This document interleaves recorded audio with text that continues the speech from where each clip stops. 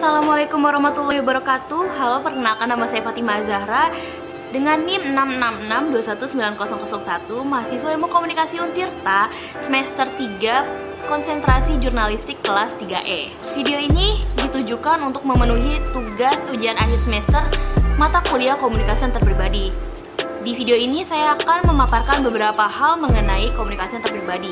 Komunikasi antar pribadi menurut Joseph Adovito adalah proses pengiriman dan penerimaan pesan antara dua orang atau sekelompok kecil orang dengan beberapa efek dan umpan balik seketika. Komunikasi antar pribadi bersifat mendalam antara individu seperti halnya komunikasi antara anak dengan orang tua, suami dan istri, antar teman sebaya maupun yang lainnya. Komunikasi antar pribadi dapat berlangsung secara verbal maupun non-verbal. Seperti yang sudah kita ketahui bahwa komunikasi verbal itu merupakan komunikasi yang menggunakan bahasa dan simbol. Komunikasi verbal mencakup aspek-aspek vocabulary, kecepatan, intonasi suara, humor, bahasa yang singkat dan jelas, serta waktu yang tepat. Adapun komunikasi secara nonverbal, komunikasi secara nonverbal ini bersifat isyarat tanpa mengeluarkan kata-kata, seperti misalnya menggunakan gerak tubuh, kontak mata, ataupun juga sentuhan. Selanjutnya beralih kepada faktor yang mempengaruhi keefektifan dalam komunikasi antar pribadi.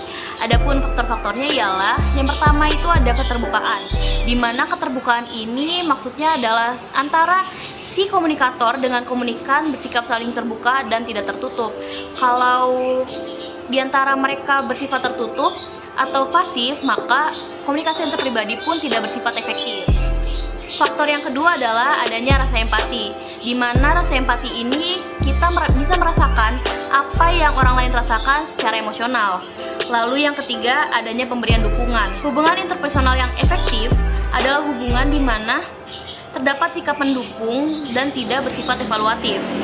Lalu yang keempat adalah menyampaikan rasa positif, di mana dalam komunikasi interpersonal atau komunikasi antar pribadi ini antara komunikator dan komunikan harus menyampaikan pesan dengan rasa positif tanpa mengandung unsur-unsur yang negatif atau menjatuhkan.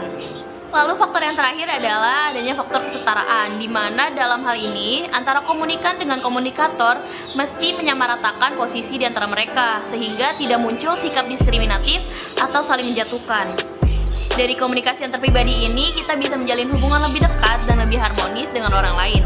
Selain itu, komunikasi antar pribadi dapat mempengaruhi sikap ataupun perilaku seseorang, serta meminimalisir kerugian yang diakibatkan oleh salah komunikasi atau miskomunikasi. Sekiranya itu saja video dari saya, kurang lebihnya mohon maaf. Terima kasih. Assalamualaikum warahmatullahi wabarakatuh.